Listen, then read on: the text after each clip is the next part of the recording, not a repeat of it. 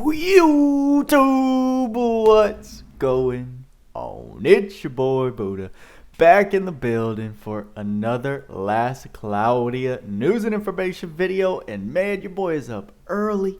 The excitement got your boy out of bed this morning before he was probably ready to review the info drop that we got today, and that is the official video on Lougseus and his new UR Ark that is coming to the game on the 24th. We did get the video from Idis. We get to look at the traits, the skills, animations, and see what we're working with here. Because man, the community is excited. I know that.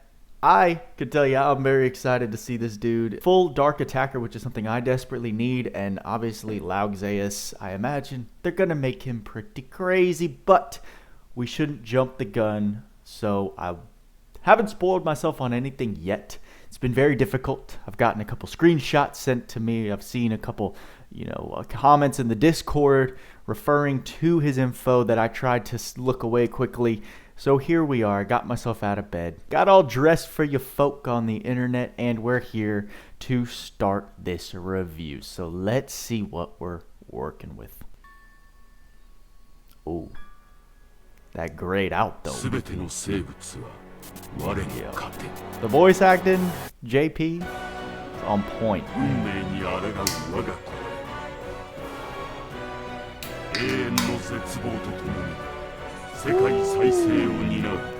Dude's a menace.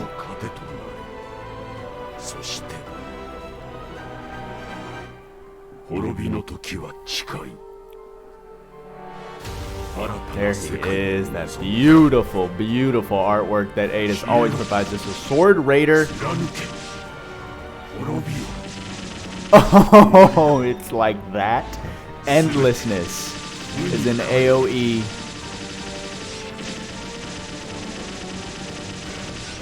Is 88 hits. So something I've come to appreciate the more I've played Last Cloudia are the unit's skills. S1, 2, and 3, the hit counts, the range, the mobility. He looks like he is not disappointing in that field. Those hit counts look insane, and I think I just saw plus 10,000. Let's read these traits at max level. We have Ether Farm is the name of the first one. Physical and magic damage cap plus 10,000. Damage to non-god type enemies plus 35%. And damage taken from non-god type enemies minus 35%. So I think this is what I saw without confirmation, right? I hadn't seen the video yet or had seen any translations prior, but he has a pseudo-omni slayer. So he's effective against everything except God by an extra 35%. And he's also got this damage reduction to everything except God. So yeah, I don't know if Slayer Boost is going to enhance this damage at all. I would doubt it.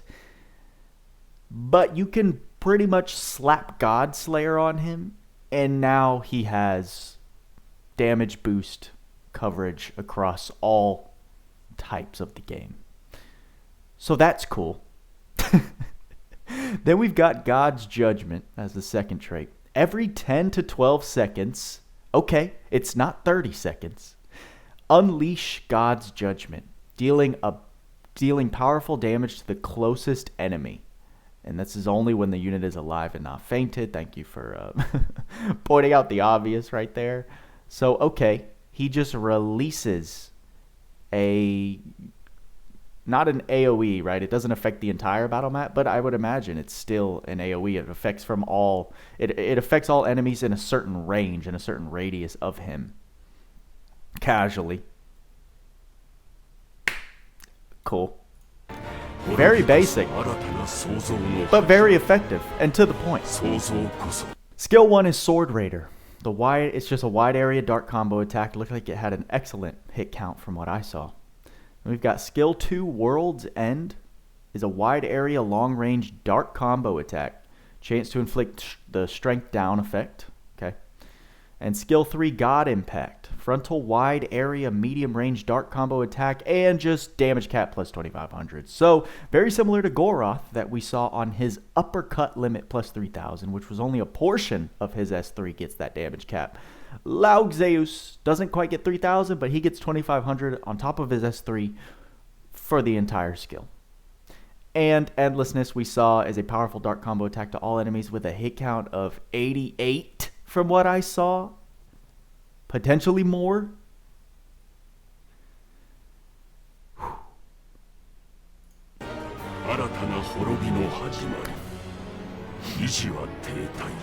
And here we go. So it looks like not a huge list of skills that we haven't seen before, just based off peripheral glance. But here is his skill board. The first one we're looking at, God of Ruins, Charisma. So he does come with a Charisma, along with the Anima I see down below. Skill, magic, and magic damage plus 15% for all allies. That's extremely useful. Still not quite as useful as Balin's plus 2000 cap, or if you're focusing casters, Lagerboss's plus 2000 cap. But 15% damage for all units, including skill and magic. We'll take that. That's an easy snag right there. That is still a great charisma. Then we've got God of Ruins Anima, which is mind minus 30% to all enemies. So this is kind of what they were explaining with, he's going to give not only physical damage viability, but he will also be viable in the magic area, because as we know, mind is your defense against magic. So he's decreasing all of their mind by minus 30%. That's also going to be insane in Arena. Absolutely insane, because it's going to decrease those God heals. Well, actually, that's not true, because in Arena you kind of rely on, well, still, it's going to decrease. Minus 30% is no slouch. That may severely decrease some heals, even from your casters. We'll see. Maybe not, but we'll see. And he's got Dark Attack Raise 3, we're seeing, which is Dark Attack damage plus 30%, and then Dark Damage cap plus 2000. So Homeboy's got a 12,000 damage cap built in him right now. He's also got God Armor, Strength, Defense, Int, and Mind plus 75% when no armor or weapons are equipped. I was just thinking while we were watching this video, I wonder what kind of weapon the comp and that they're thinking about giving him. But they're going for the no armor, no equipment. Right, because he's not wielding anything. He's got that giant sword, but it's sticking through his chest. He's not using it. So they've got this whole gimmick. You use Shiny Monkey, right? On top of this, he's getting plus 85% to his 4 stats right there, which is no joke. I mean, that's that's 15 shy from 100%. So I mean, if we round up, it's not going to quite be. But if he's got 2,000 strength and you don't equip weapons or armor, he's now getting close to like 3,700 strength naturally. Okay, I don't know, some weapons, right, like Trishula, he's a dark attacker, so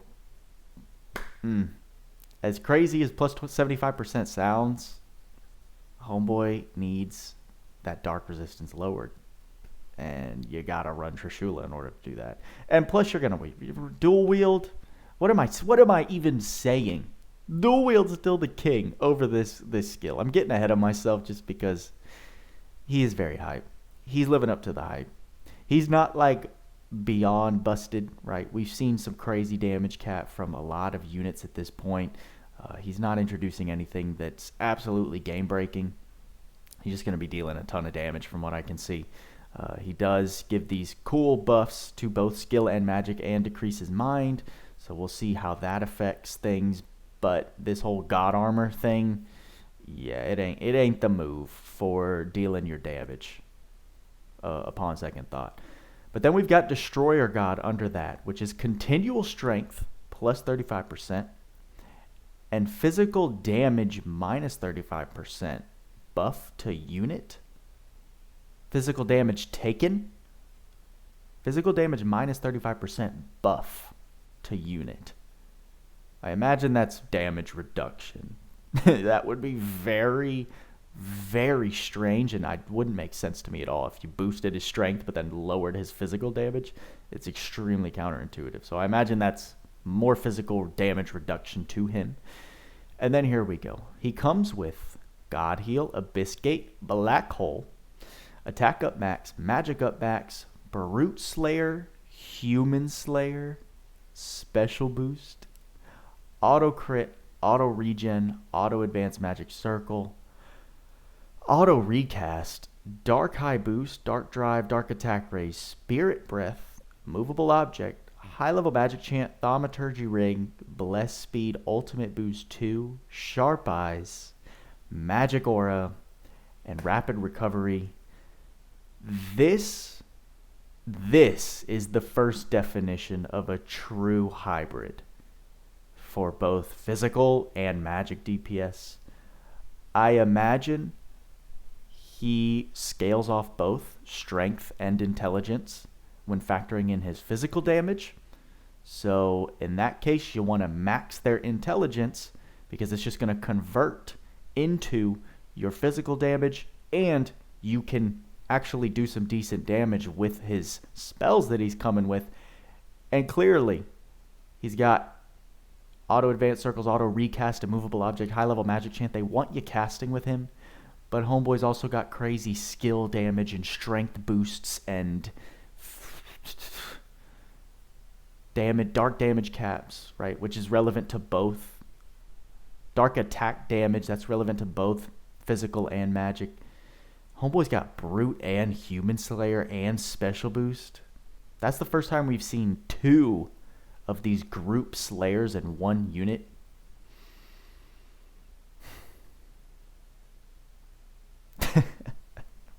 Yeah, his best weapons, his best in slot weapons I can already see are Science Flag and Trishula.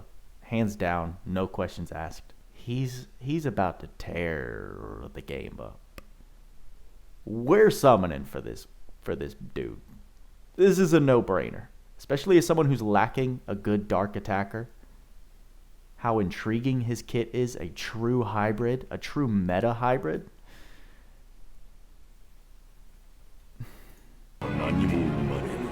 Let's see the Ark. And there we go. I just wanted to hear that dope voice acting. So now we got, again, Lougseus, God of Ruin, same name, but just a UR Ark. The Ark attribute at max level. Whenever attacking with skill or magic, gradually boosts damage up to 40%.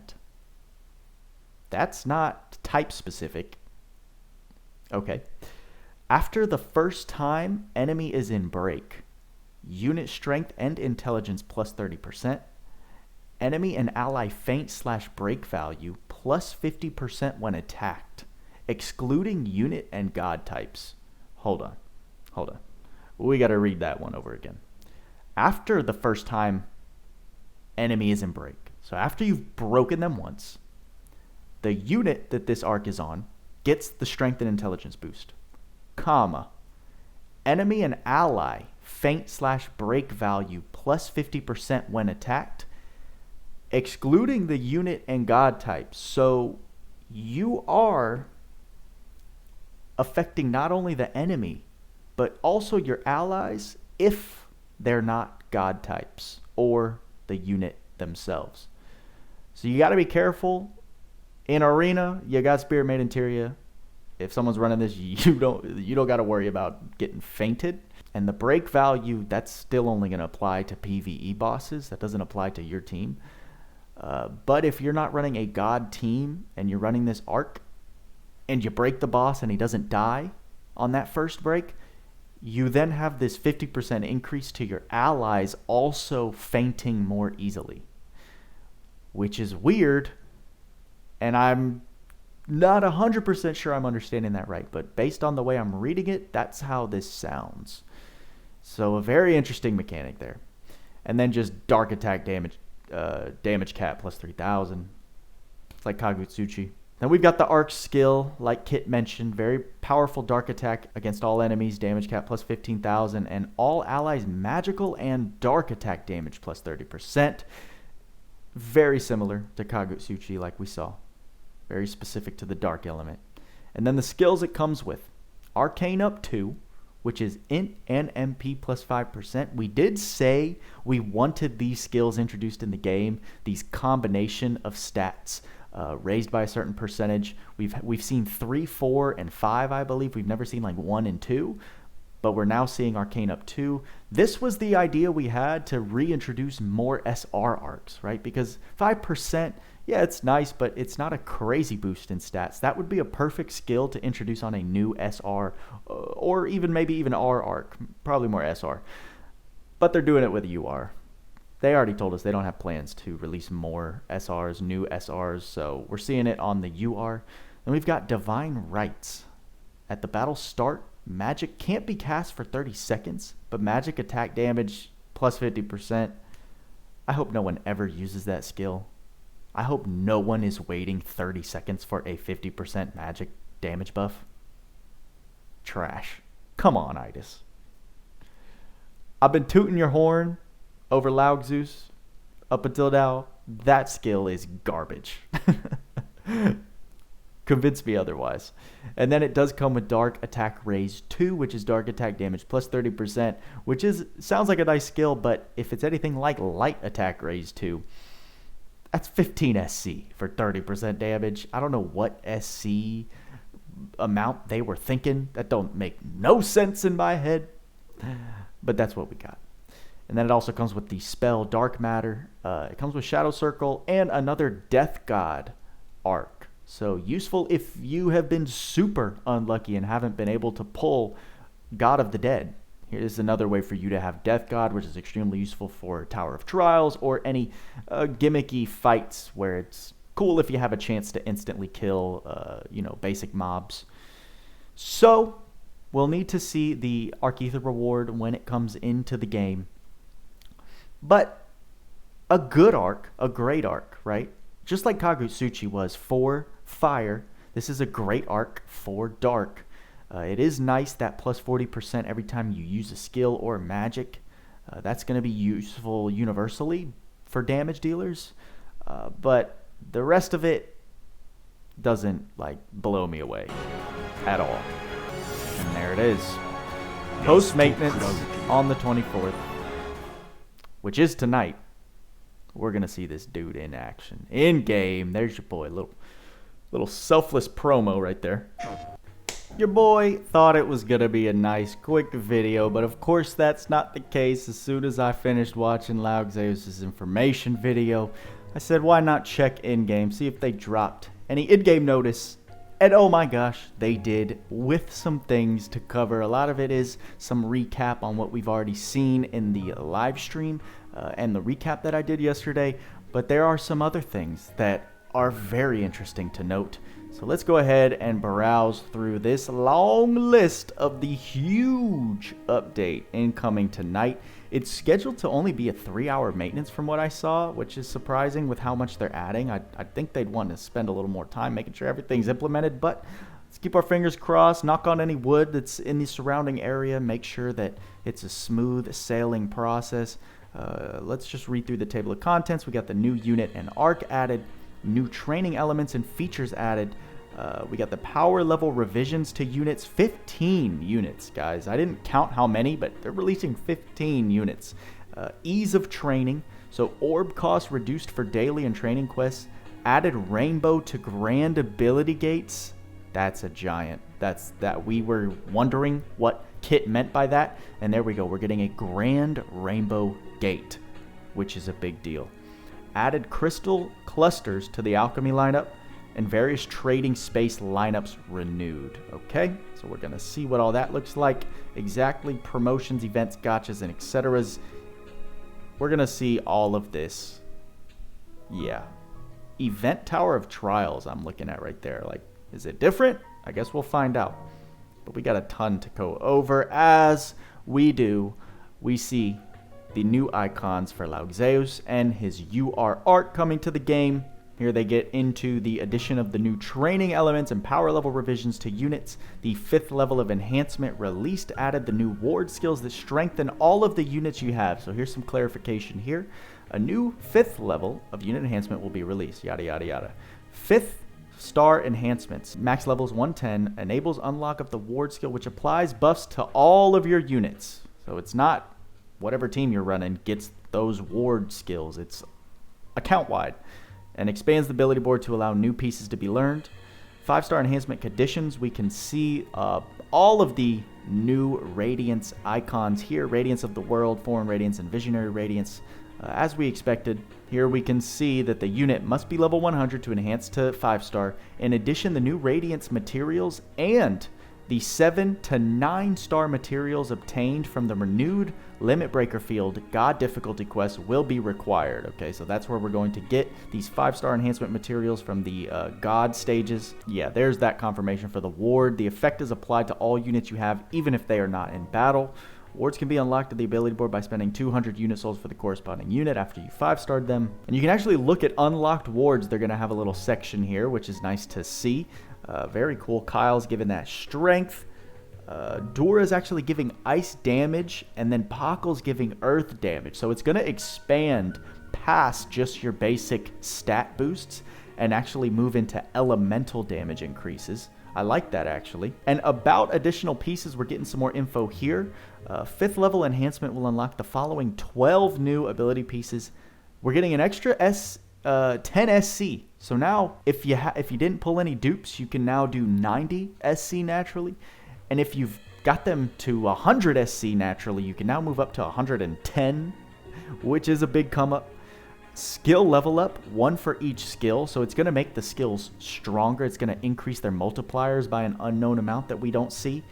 Trait level ups, as we saw in the showcase, and then basic stat increases. So these 12 new nodes aren't giving the new skills from what I'm seeing. The above is a general outline for the pieces available, though this may differ slightly between individual units.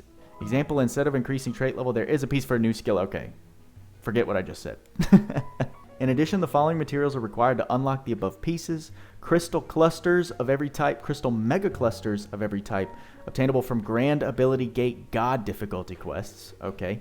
New Grimoire items. Okay, so the Grimoire items are, we do create those in the Alchemy Lab. 4 types, red flame, blue water, green wind, and purple earth. So it's not just one new Grimoire. There are 4 elemental Grimoires, so you'll likely need 3 of each if we took that one example we saw from Dora in the live stream. And then look at this list of 5-star enhanceable units. Anyone want to point out something interesting that they did not show?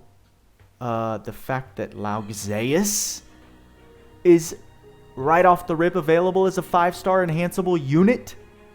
As if reading his kit, he needed that? Like, what? So we're getting 5 stars for all of these old units who need them to catch up.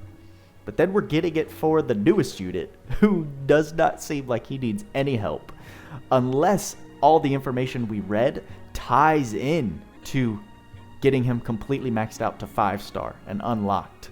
Which we'll have to see once he's in game, once we can see the actual ability board, because he may not actually live up to the potential. We don't know if the 5-star is going to give him, like it said, extra stats. But I'd imagine what they show as his trait, like plus 10,000 damage cap, that's the max potential for his trait. So is that going to be on that 4th tier, that 4th star trait? We'll have to see in game. But Lougseus is included in this list. Definitely something I wasn't expecting. I'm not sure if anyone else was. Here they talk about the Godforge enhancing that's coming, which we've already covered, so I'm not going to go over this too much. Just for clarification, how to get materials, it looks like the official name is the Godforge Hall, not the Godforge Dominion Dungeon. It's just going to be the Godforge Hall. They shortened it, so make note of that. The multiplayer beta version has ended. Hello, Gate of Nightmares. We're making a video on you after this. Let me put my phone in Do Not Disturb. Like I was saying, the official version of multiplayer is coming. We've got the new dungeon boss. The existing training dungeons will also be renewed to include God difficulty. And then you can get the above mentioned 5-star materials from this. It's still not making sense to me if you can run these without running multiplayer. From the sound of it, if I'm being honest, it sounds like you have to run multiplayer to get these stages. I don't know any god stages other than event stages that are available without running multiplayer. But here's the banner image for the new Godforge Dominion. Okay, so they're not being consistent. Unless the Godforge Hall is like the section name and then they've got different stages within it. Kind of like the Super Boss tab in the event tab. I don't know. They've got Godforge Hall here and then Godforge Dominion on the banner. So we need to get a little bit of consistency, Itis. I know we've struggled with that in the past, but let's not confuse too many people. Listen, us slow processors up here, we need consistency. Okay. Saving grace, everybody. These dungeons can be challenged in solo play, but in multiplayer, you can get materials more efficiently. I'm down. I'm down with that. Sounds good. It's an incentive for you to get some money, which is such a terrible thing for me to say. But it's incentive for you to get on the horse of being able to play multiplayer, which is their motive, right? They got to produce some type of incentive because that is the big feature they've been working on for so long. They want to push it. They want everyone to play it. And they can only do so much on their end before, it's up to the consumer to have the minimum requirements, the proper devices to run said game feature. So here's how you do that. You give us a little more materials, but you still offer those who can't the same materials in order to take advantage of these features. Cool. That's all we needed. I'm ready to move on. All right, we should cover this just because it's some more details, some more clarification on these unit revisions for the 5-star enhancements, right? It does say revisions apply to units that can be enhanced to 5 stars, and then it says excluding Lougseus, but that's because he came after all of the revision that they're talking about here, specifically about unit story nodes getting replaced. So it says about unit story piece replacement. Pieces added after replacement will be locked regardless of the lock state before replacement. So I kind of misspoke under speculation. If you have unlocked these story nodes in the past, they're actually going to be relocked and you're going to have to spend new material to unlock them again, rather than keeping them unlocked, because in the past you unlocked them through using character souls. It does say the materials used to unlock the piece before replacement will be returned at a later date. So we don't know when, but like I said, for these unit story nodes, you had to unlock them with unit souls. So that is the material that we're going to be refunded if we did use that.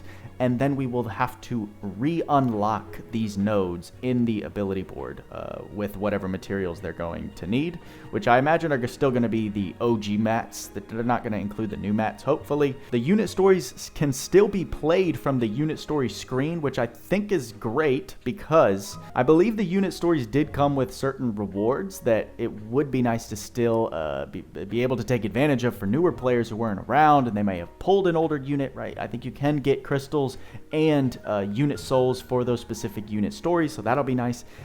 Here we have a thing to check the power level enhancements, and here is a whole list of the new unit buffs and what they're being added. I think this deserves its own video in itself, so I'm probably going to save that. We've got a busy day ahead of us today reviewing all of this. Look forward to that. That's what was being translated last night in Discord.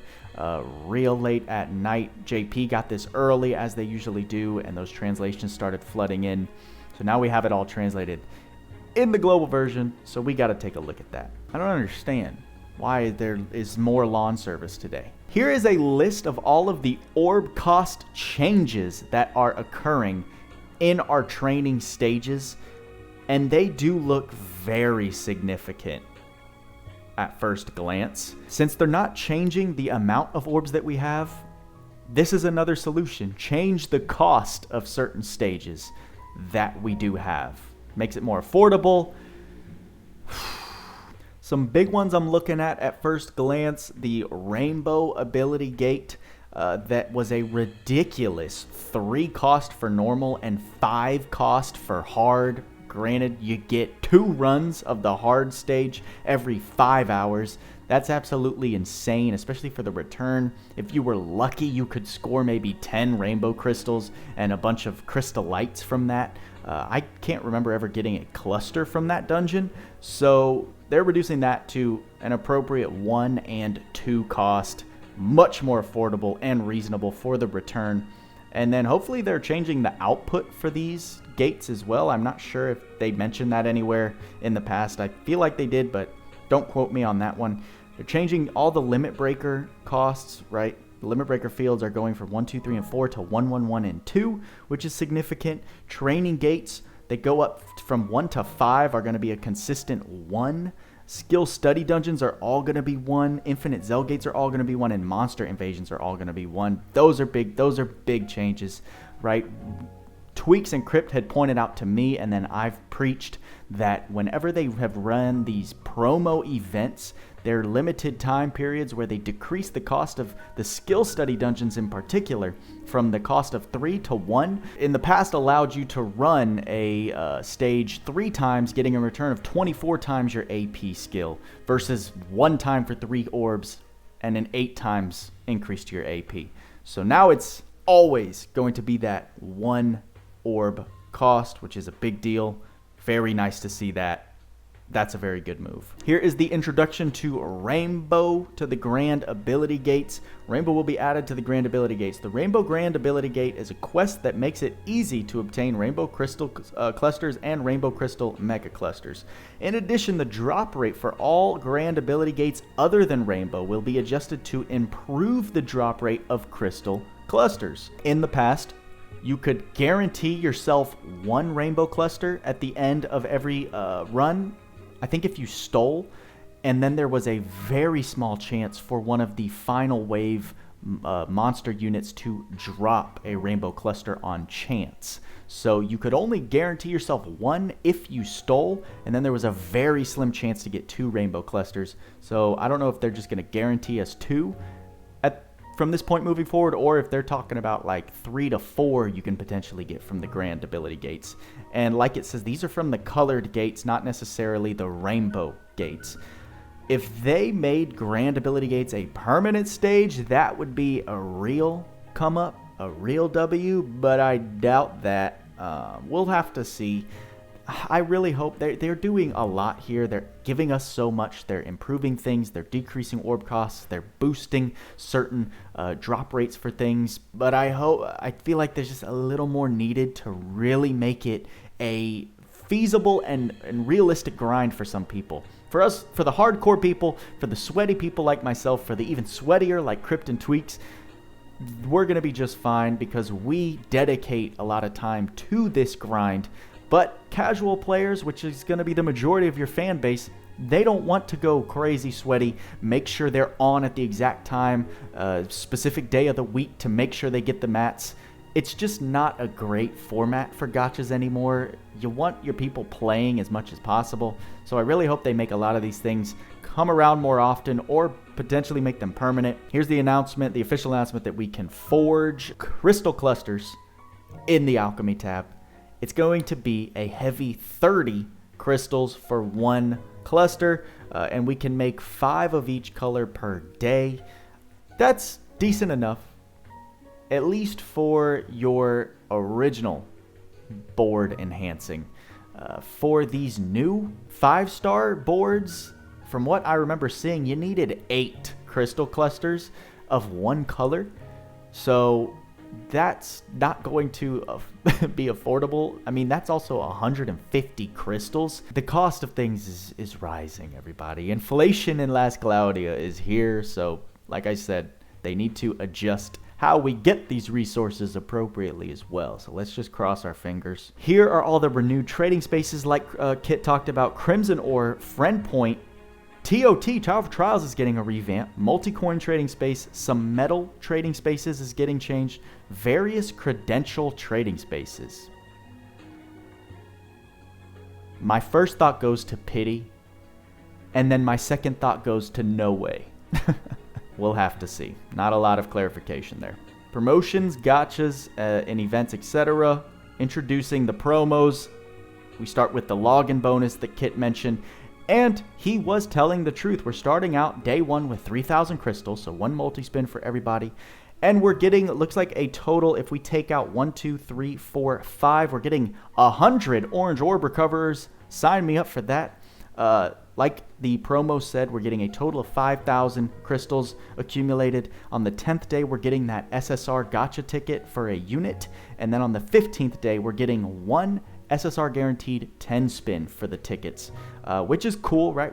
If you don't have Medine, super top tier unit. Great snag. If you love the design of Goroth, here's another chance to get him if you didn't already. So definitely some useful things. Very generous login bonuses here. So huge celebration promo. Okay, each color ability gate is available every day. So it does seem like they're sticking with this per day gate released unless they're doing a promo like this. So for this period from the 24th to the 29th, every color gate is available every day. Including the rainbow, which are usually only available on certain days of the week, will be available for every day during this period. The following dungeons will cost fewer orbs. Your ability gates, including rainbow, limit breakers, training gates, skill studies, infinite zells. The orb cost for multi-quests is going to 2, and all other quests is going to 1. Super Soul accumulation once a day is coming back. If you saw my post that I did on the community channel, the community post that I did in YouTube, Barlene did mention Super Soul accumulation is going to be coming back more often. He didn't specify too much. He kind of made it sound like it was going to be a weekly thing, but I highly doubt that. I just think it's going to come around more often during events and whatnot because the demand for souls is at an all-time high with the introduction of wards. Special training dungeon is here. Special study skill dungeon is here. Soul spots giving us 1.5 times. Quest soul costs are halved. Grand ability gate is here, and the quest ability crystals and crystal clusters have a high drop rate. I don't think that's anything we didn't already know. The gear upgrade field is coming back, which cool. And a look at the Descent of Heroes Festival banner. We are going to have a step up for it. 4 steps. For 1,300 paid crystals, you get a multi-summon. All together, right, you get 10 pulls and then a free 10 spin, which is a great deal. So if you do have the money to spare, it's a very affordable pack that I would get if I wasn't in such a pinch right now. But good on Adis for doing something like that. We are also getting this training expansion celebration step up gacha, which is for your big spenders who are trying to play catch up. Gacha points, all steps can be spun with free crystals. Let me take that back. You can get a unit exchange ticket in step 5 of the first lap and a hero unit exchange ticket in step 5 of the second lap. Okay, hold the phone. So this is requiring a lot of crystals for you to fork up, but I just ate my own words.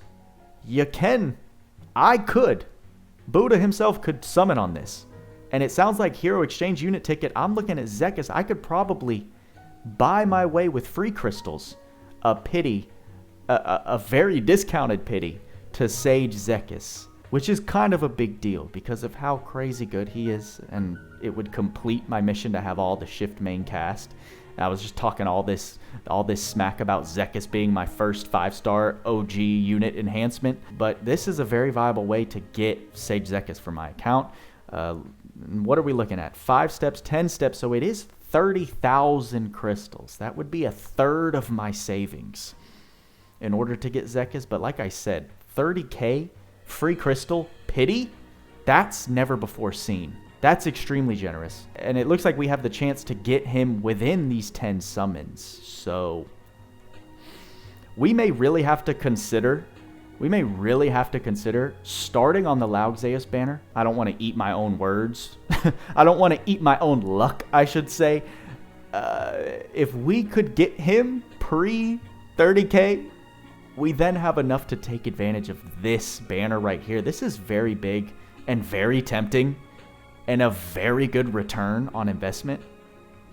I got to talk to the boys about this, but I imagine their impressions of this are very similar to mine, especially for people like me, early to mid-game players who don't have everything that could really take advantage of something like this. It seems like a big deal. We'll have to see exactly what it looks like. And at the end of it all, you get 100 July Last Cloudia medals, which is no slouch in the metal department. They're doing a metal shop revamp, so what's going to come with that? Like I said, I thought this was going to be a short video, but we're approaching an hour of recording right now. A lot of things to consider in less than 24 hours. Event Echoes of the Great War is coming, like we saw. After the fierce battle fought by Kyle and the others on the continent of Adon, all of Granzelia was granted a period of reprieve. However, during that battle, divine soldiers attacked all over the world. The ruling body of the Aldanian Empire, the Council of Ten, and the Beast Alliance Blaze made efforts to aid in the recovery from the damage that was caused. However, beknownst to them, a new threat to the people of Granzelia began to grow. Of course, can't end it. Can't end the story. We got a whole second arc coming, so they gotta introduce us to what is to come. Get radiances, which are key materials to enhance a unit to 5-star. In this event, you can get the new items, radiances, ultra rare items. Yes, we know that. They're just showing these two. So I don't know if that's just because they're using them as examples. But we can also get rainbow crystal mega clusters in the ether coin chance. So we've seen this a lot of times where they have certain events where you complete the missions, you get coins, and rather than exchange them in the trading shop, you do this kind of roulette or gacha system where you roll with your coins to get certain items, and it looks like mega clusters are going to be the main prize of this event's roulette style gacha that they're running for it. We're going to have our part 1 and part 2 of the event, as it says here. Rainbow crystal mega clusters are going to be available in each part of the event, which is very cool to see. Then we've got our event units that give the buffs, right? Lougseus is at the top because he's the newest. Bale and Lagrabos are giving 20%. Demorto Lanceville, Eliza Davin. It looks like everyone except the main cast is that are getting new 5-star enhancement buffs. Those are going to be your extra bonus units to run in this event. And then Event Tower of Trials. It looks the same. Does it always say Event Tower of Trials? It probably always says Event Tower of Trials. I thought it was like specific to this huge update that they were talking about, but we're getting the June 21 Tower of Trials, where we're going to see what this shop revamp looks like. That'll be the exciting thing to look forward to here. But also, you get a ton of materials for completing this. I've made a tower guide if you haven't checked it out already. But many of us are at the point we can clear this easily and take advantage of everything that there is to offer. Even if you can't complete it in completion, even if you can't complete it, it's still worth going up until the point at which you get walled, because you get rewards on every floor. So make sure to attempt it, and it's a good way to see the progress of your account. It's a great way to test how far you've come in between each tower. There is the free shop pack that we can pick up with 30 Lougseus souls and some enhancement materials. And it looks like we're getting a special multiplayer celebration set that you can buy, I imagine. Oh wow, you're getting a guaranteed unit 10-spin ticket. You're getting a rainbow potion, which is big because that's an immediate level 100 unit bypassing all enhancement upgrades. And you're getting, looks like one of each of the new radiances. So that is a quick way to take advantage of some new character boosts. Probably very lucrative. Hopefully it's available for free crystals, because your boy might scoop that up. We'll see. Okay, and the last segment, which is still something that seems a little lengthy. Other feature improvements. The following features have been improved. Added weapon types to the armor slot filter when using dual wield. Okay, so we're getting an extra layer of filtering when we're searching for things while looking for equipment. Okay. Added unlearned only to the filter arcs list on the arc selection screen. That's pretty cool. I like that a lot.